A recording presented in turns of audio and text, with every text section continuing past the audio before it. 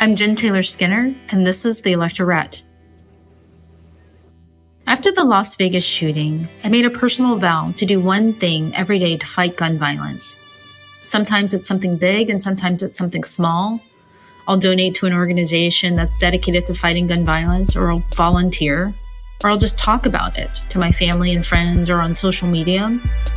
And I knew after Las Vegas that I wanted to dedicate one or more of these podcast episodes to gun violence. This commitment led me to a book. The book is titled Dangerous Discourses: Feminism, Gun Violence, and Civic Life.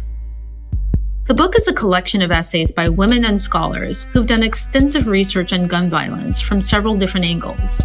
Today's conversation is with Professor Catherine Squires. She's also the editor of the book.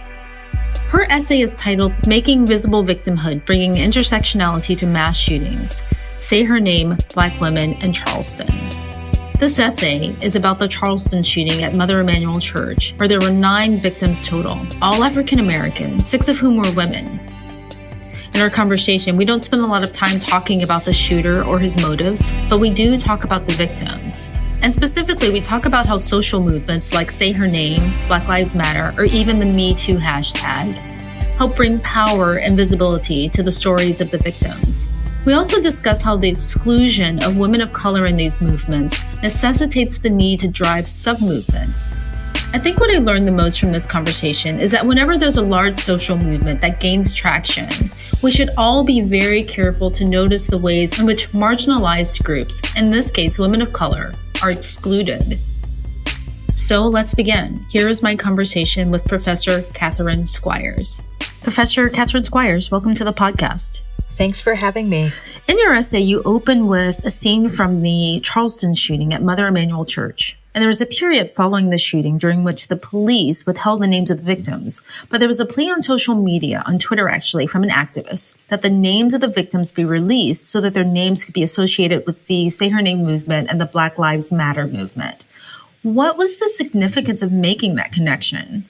Well, because if we're thinking about African American people using Twitter, and particularly people who have a high level of identification with their African American culture, participating in the speech traditions of that culture, and also not allowing the kinds of exclusions or overlooking that often happens when Black lives are lost to be replicated in the types of media forums that African Americans have more control over, like Twitter, is really important. So when I saw that particular Twitter participant declare, like, I need the names of the Charleston victims because these two movements are crucial to history, that idea of saying the names and making them public and trying to humanize people being a central tenet almost of what Black Lives Matter and Say Her Name is about, to keep that visibility of real human beings in circulation, was just top of mind for this particular activist, and also resonated with the practices of those hashtag campaigns. Right. So one of the interesting things about using this hashtag in relation to these shootings is that prior to this, I think both hashtags had not been associated with mass shootings, right? They'd been associated with police brutality. And I think that the Say Her Name hashtag was used with Sandra Bland, and actually before that, because mass shootings, and you can correct me if I'm wrong, but they're typically indiscriminate, right? They look for large, soft targets, and they don't have a specific gender target or a specific racial target. And I think Charleston was probably one of the first, and, the Pulse nightclub shooting. So what was to gain by broadening the scope of the use of that hashtag? Well, I think in part because, one of the victims was a reverend from the church. And so in the Black Lives Matter pantheon of names, part of the reason why I Say Her Name was even necessary is to elevate the fact that women were also being victimized by state agents like police or prison guards, et cetera, whereas the face of the Black Lives Matter movement, so to speak, had always been male, even if the activists who started the hashtag themselves were women-identified people. So I think in this case, why I was attracted to this case and how the Say Her Name hashtag became part of it is exactly what you said. This hadn't been part of mass shootings. There was no Say Her Name going on with the UCSB shootings when Elliot Rodger massacred people in Santa Barbara. Of course, none of the female victims there were African American. But I do think it's really interesting to think about how a hashtag that was originally associated with state-sanctioned violence, like police violence, then moved over very quickly to a white supremacist shooting, which really shows the resonance between the racist underpinnings of racial profiling and the ways that African Americans are over-policed and thus also overexposed to police violence, and that there's really a connection there between the anti-Black violence of Dylan Roof and the anti-Black violence of police. Right. So I want to talk a little bit about the history of the Say Her Name hashtag, right? Because like I said before, my awareness of it started with Sandra Bland, but it was introduced before that, I think in 2015 by the African American Policy Forum. They introduced the hashtag to, I guess, create a subset from the Black Lives Matter movement. And it's funny, I was talking to someone today and I mentioned the hashtag and I was talking about, doing this podcast, and they'd heard of the Black Lives Matter hashtag, but not the Say Her Name movement, which I think is really interesting. So I guess the people who introduced the Say Her Name hashtag, why was there a need to introduce a gender specific hashtag separate from Black Lives Matter? Well, I think you pretty much said it in your own intro there, that the idea that women are equally vulnerable to police violence is sometimes hard for people to wrap their minds around, because for so long, the face of the Black victim of racist violence has been, a male lynching victim or a male victim of a police shooting or a male civil rights leader who is martyred, right? And so because our public imagery is so overrepresented with Black male victims of this kind of racist violence, to actually have to generate a specific hashtag to get people to see how vulnerable women of color also are to this kind of violence is necessary. And you wouldn't think that would be the case, in the 21st century, but it really is. And it also resonates really well with a lot of the work that's been going on about the prison industrial complex, where we see that women, and specifically women of color, are the fastest growing proportion of people behind bars, mostly for nonviolent offenses. And so that same pattern of over and hyper policing communities of color is, of course, going to also impact women and girls who are in those communities, not just because they might be related to men who get caught up in the system, but they're also getting caught up in the system and being abused by the perpetrators of that system, sometimes literally being caught in the crossfire when police are coming to arrest or harass other people in their households. And sometimes they are the targets themselves, as in the case of Sandra Bland. I think what's really interesting about the Black Lives Matter movement and, racial justice movements having men at the forefront is that, and you can correct me if I'm wrong, but I think Black familial culture is usually matriarchal, right? Women are typically at the forefront of family culture in Black families. And so to not have women at the forefront of these racial justice movements seems incongruent, I guess. Well, yeah, and I think, I don't know about, being able to make a blanket statement that Black family structures are essentially matriarchal, but I think the very notion, particularly when we think about the new histories of the civil rights movement that are coming out, and also people looking at the longer civil rights movement stretching back to the anti-slavery movement, you can find women working in those movements, from the very beginning.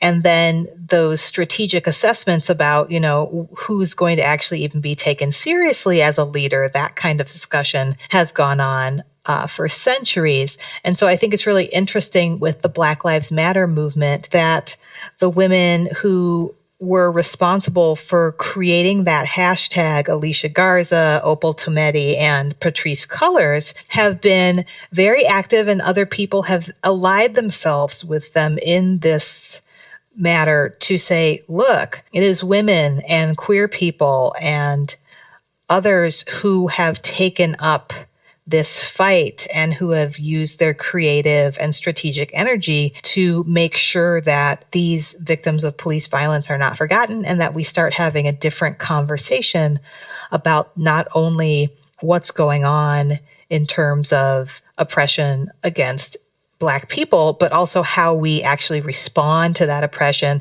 not by doing the same old, which is find one Black leader, right? They're actually going back to the history and lifting up the more communal and gender diverse movements that have always been part of the movements for Black lives. It's just that sometimes the official historiography and the media always like to look for that charismatic Black male leader because that's what they're looking for, right? That's what they're used to.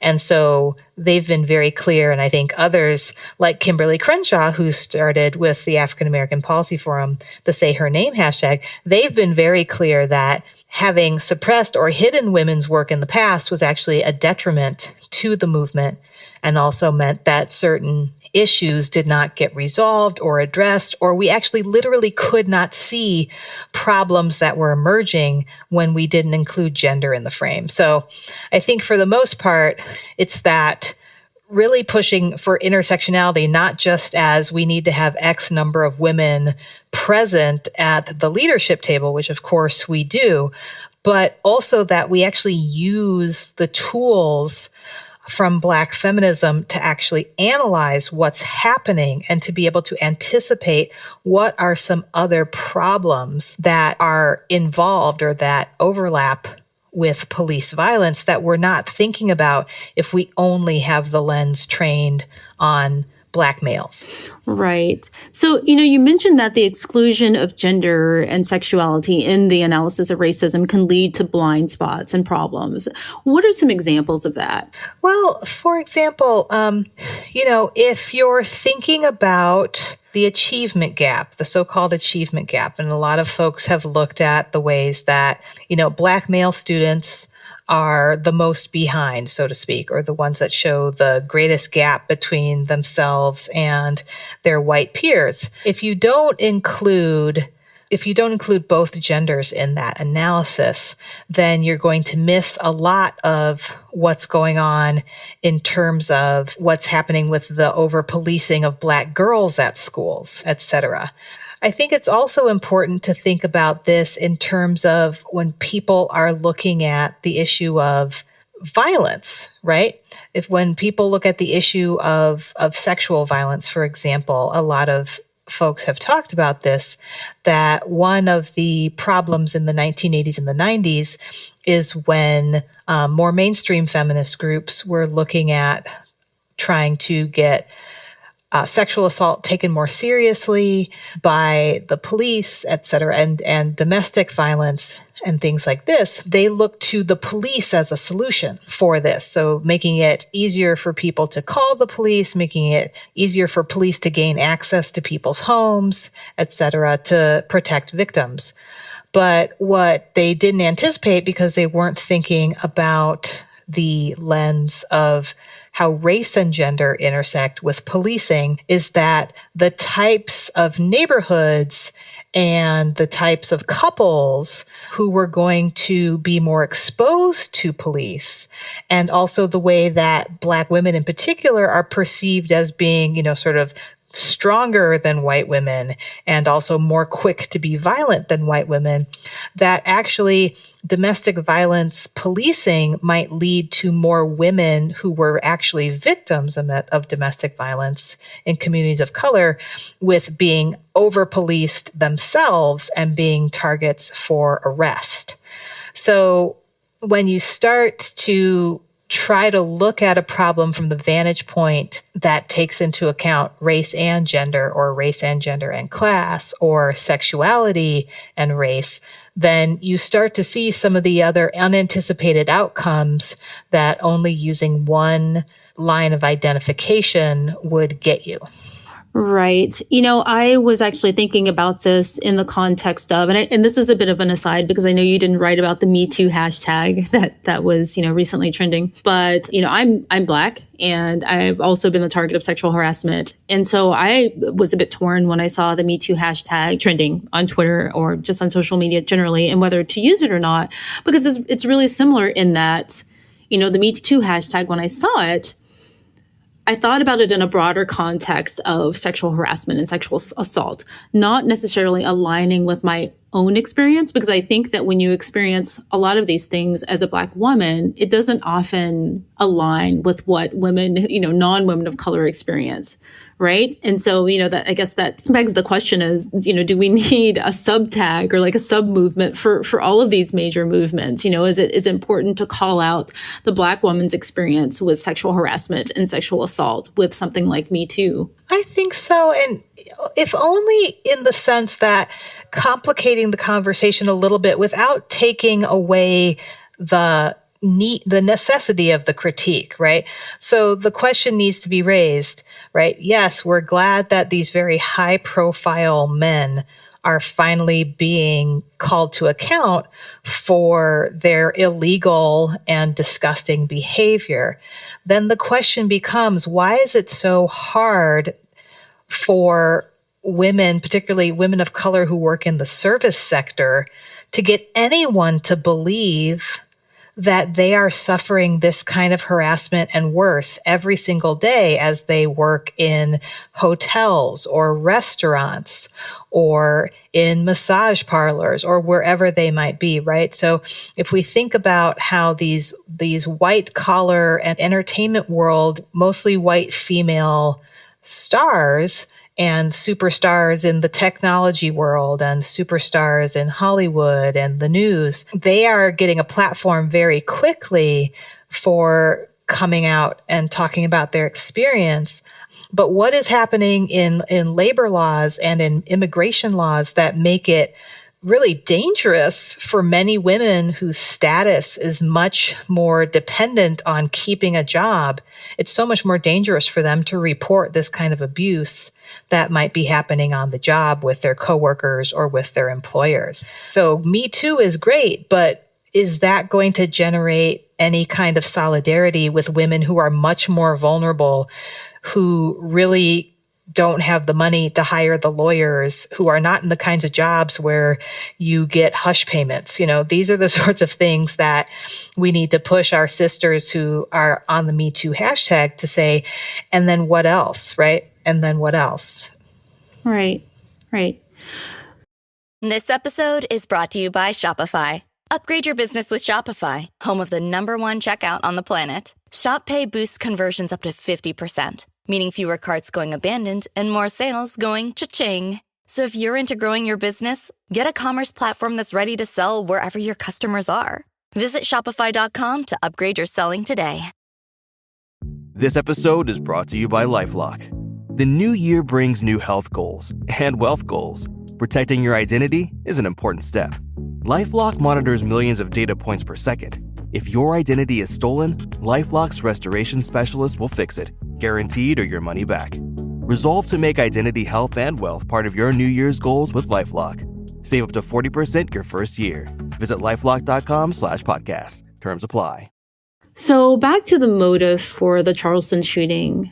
So when the hashtag was introduced by the African American Policy Forum, they pointed to the white supremacist patriarchal nature of the ideology behind that, right? And then you write about that also in your essay. What are some of the examples of the classic display of patriarchal behaviors in the Charleston shooting? Well, Dylan Roof, I think the classic, I hate to even repeat the things that he said or that were found in his, social media, but, the most chilling thing that was reported was that he told one of the survivors that he had to do it because Black men were coming for white women.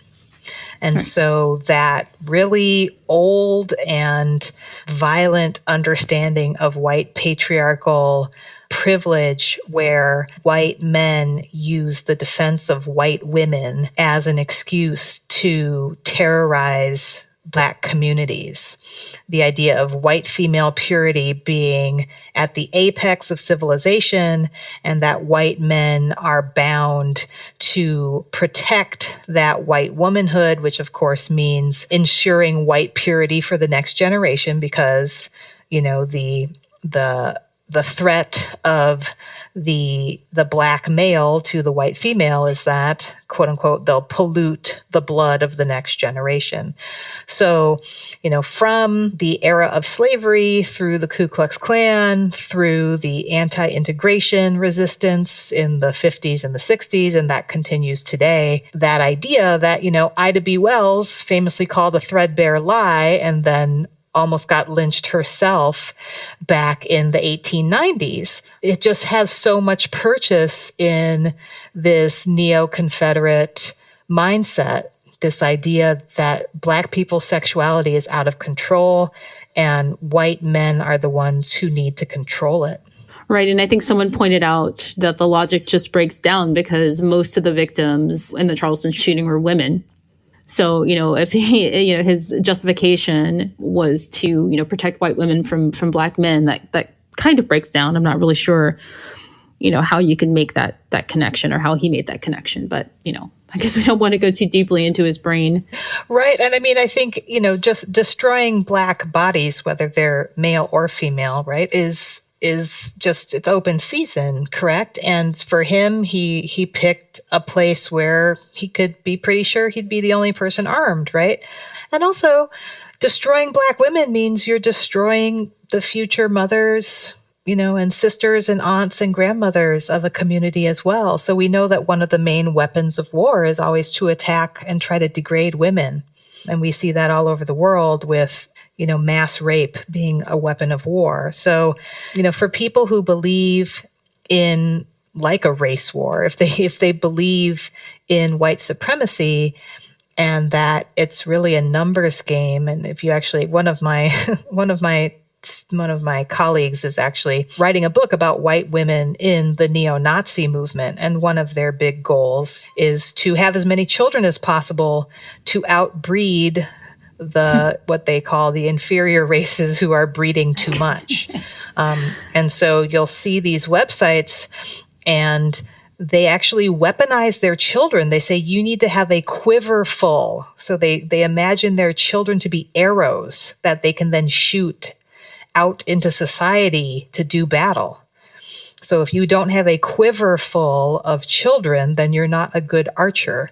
So this mother as race warrior by having more than 2 children and is just, it's part of that whole community, that whole sub-community that imagines this sort of zero-sum game in a race war that white women do their duty by having more children.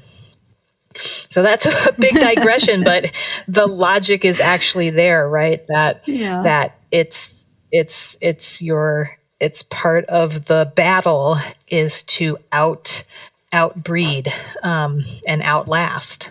Right. I think somebody missed the point of motherhood. Yes, I think there's a lot of things about family that are warped. But to get back to that patriarchal initiative, right? What's the role of women? To have children. And so, you know, then the white man's role is to make sure that those children come out pure. Yeah, I suspect that we may be giving his thinking a little bit too much credit in relation to its organization. I don't know if he's that organized in his thinking, but, you know, again, we don't need to really analyze his thoughts. But so I wanted to talk about Black Twitter specifically and the power of hashtags in kind of proliferating these movements. So both of these movements, Say Her Name and Black Lives Matter, they both exist outside of social media. So how does social media, and Twitter specifically, and Black Twitter, give more power to these messages? Well, it's really all in the circulation. And I guess, you know, my scholarship specifically isn't in trying to find one-to-one relationship between what's happening on Twitter and what's happening in the streets. Although I think we see that sort of amplification effect. You can't guarantee that people are going to come out just because you put it on Twitter, obviously. And I lean very heavily on my colleague Charlton McIlwain's work. He's at New York University, and he's actually shown through network analysis how well networked Black Lives Matter activists are with other pre-existing networks of Black activism, as well as more left-leaning media and particular celebrities who show a lot of social consciousness and political awareness. And so being networked already with all of those other sites and media and individuals who are influential has made Black Lives Matter really helped amplify the message very quickly once the activists decided that this is the hashtag, this is what we're doing, and they were already networked in. And so then every new iteration, every new piece of messaging or output gets to resonate through those channels. So I think it's really important to remind ourselves that even though it looked like Black Lives Matter came out of nowhere in the wake of the murder of Trayvon Martin, really all of the activists who came up with that brilliant hashtag had been working on things in different networks of activism for a very long time. And so, yes, it was a stroke of brilliance, but it was a stroke of brilliance that was born of a lot of hard work and networking prior to the release of the hashtag. And there's actually a lot of good histories and oral histories of those three women and what they had been doing and the work they had been doing in their communities and with youth, et cetera, before that. So I think we can learn a lot about collective action from that. Right. And the same is true. And I alluded to this before. The same is true with the Say Her Name hashtag. And it was actually introduced. It doesn't have the same history as Black Lives Matter. It was introduced in 2015, but it was before Sandra Bland. But it really kind of took off after it was associated with the death of Sandra Bland. Right. I think. Yes. And I think, the ways that Sandra Bland herself had been activated by Black Lives Matter, and that made her story even more resonant with the message that the African American Policy Forum was trying to get out. When Say Her Name joined with Black Lives Matter, I think that really created oscillation between two overlapping sets of networks, one that was much more solidly about Black feminists and one that was much more broad. And I think it just makes a lot of sense that they came together after Charleston as well. Right. So it's good that Twitter and social media outlets can give power to a lot of these movements. But you mentioned something in the essay that I don't quite understand. There's a comment that says, when a hashtag is retweeted intensely, it activates the potential for race to exceed itself by multiplying its connections. What did you mean by that? Well, there I was working off of some of another scholar's ideas. So Sanjay Sharma's work on Black tags was what I was working off of there. Once you've put a hashtag out into Twitter and it gets its own space in the social media universe, you don't get to control anymore what people attach it to. So a comedian could decide that what you said was lame and then start ironically repurposing your hashtag. And actually another person who's in the book here, Sarah Janelle Jackson, who did the chapter on the Violence Against Women Act, she has a brilliant piece about the hashtag MyNYPD. Mm-hmm. So this is actually a perfect example of what I mean by it can start to exceed just one person or even one group's definition of meaning of what Blackness means or what the actual hashtag means. So the New York Police Department wanted to do a public relations campaign to showcase positive things about the New York Police Department. And so their PR department came up with this hashtag MyNYPD, and invited the public to share stories on Twitter or pictures of themselves with police officers, like at the baseball game or in the park, or a cop that helped you get your cat out of the tree or whatever it was.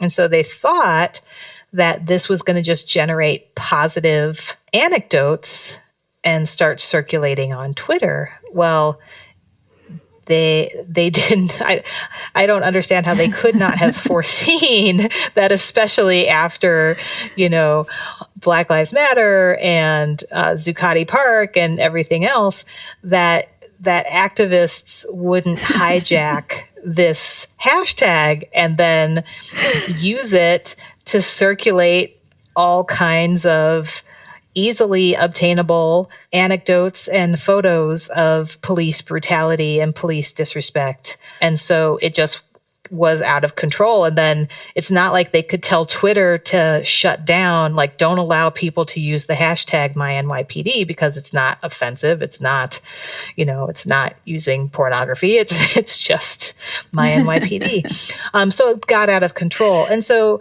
it's a milder case, what I'm looking at in this essay, but the African American Policy Forum is trying to highlight police violence against women of color and show that it's not just men who are targeted or harmed. But it's not like, I don't think they minded. And of course, they themselves endorsed the use of Say Her Name to make sure that Black women victims of gun violence, of mass shootings, were also included in the public mourning, right? So they endorsed it. I can't imagine that if, at some point a white female supremacist was killed, if someone started repurposing Say Her Name for that situation, I can't imagine the African American Policy Forum being okay with that.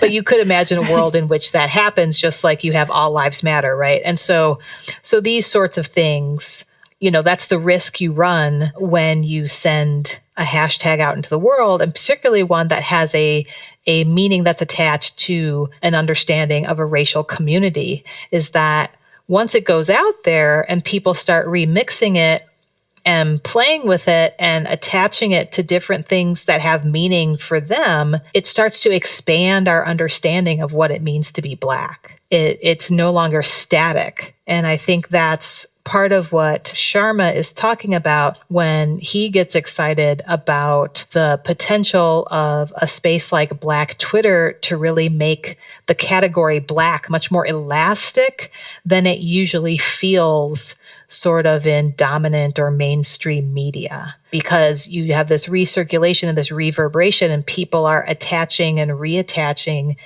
different associations and understandings of Black experience to these hashtags. Like, by definition, they're not static, and they start to interact with our own understandings of what it means to be Black or a part of the African diaspora. And I think that's really exciting. For some people, it's really scary, but I think it's really exciting. Right. Well, back to the NYPD. I mean, I think I found that there are some people in some groups who should just not introduce hashtags. I think Betsy DeVos is a good example of that. Yeah. There are some people should stay away from Twitter, and their advisors should make sure they don't go on Twitter too often. Yeah. Well, but so you mentioned that there's the power to expand the use or the meaning of a hashtag. Is there a risk of diluting its original meaning? And I'll just mention that I was looking up the Say Her Name hashtag last night in preparation for this to see how it's been used most recently. And it's expanded. So I think it was used in relation to, there was a journalist, I think that was killed. I saw it related to her name. So, I mean, I guess the risk is there, like you mentioned before. Are the gains worth the risk? I would say so. I mean, anytime you put any creative object into the public, it's out of your hands. You can make arguments about how it should be used, to what it does refer, but at the end of the day, spending most of your time trying to convince other people exactly how the use has to be policed is probably not worth your time. So, for a journalist to be associated with Say Her Name, I think is really interesting, especially since we still have, in terms of like foreign correspondents or political journalists who are doing undercover reporting, we still have a very male sensibility of who's out there in the war zones or who's out there getting the tough interviews. I think most people still have a prototypical man as that foreign correspondent or that person who goes into a war zone. So, I'd say that's really an interesting use of the hashtag that resonates at least with its intent to make sure that people don't forget women who are in situations where violence is a possibility. But, I think that's something that activists have always had to deal with, right? Say it loud, I'm Black and I'm proud, or Black power, right? Black power is still a phrase that people sometimes cringe when they hear it because it was so over associated with the image of the fist and the gun. When, if you actually look at the Black Panther Party platform and the programming that they did, guns were just only one very small part of their architecture of self-defense. And it wasn't aggressive outwardly, except for towards, aggression from the police. So, so a lot of that media hype around what does Black power mean, it helped the Panthers get a lot of publicity and it excited a lot of people, but it also has led to a continuing debate over the nature of the movements of the late 60s and early 70s and what different groups were actually arguing for. So Twitter just makes it happen faster, right? I think for people of color and for women of all colors, it's always been, you always have more scrutiny and you always have more pushback when you put an idea out in the world. And so preparing yourself for that is really important. And I think for the most part, the way that people have responded to, counter attempts like All Lives Matter, et cetera, has been really astute. They've been really good at having answers ready for people who push back and say, why Black Lives Matter? Why not all lives matter? So there's been a lot of ink and a lot of gigabytes spilled on that, but they were ready with those answers really fast. So can you talk a bit about the role of Twitter in relation to public mourning, I guess in the tradition of mourning in Black communities? Right. So I made a connection to the tradition in some parts of the African American church of having the funeral and the funeral oration be a moment where one can speak truth to power and to situate the death of a beloved person from the community within the larger context of the challenges the community faces, and then telling the story of their life in a way that not only upholds their spirit, but also shows how they contributed to pushing against oppression and unfairness. So that tradition stretches back to the days of slavery and really continues. And you see it in things like when Mamie Till allowed her son Emmett's body, which had just been destroyed when he was kidnapped and murdered in the 1950s, to be in an open casket, to let photographers take pictures of it so that his body then became a symbol of resistance.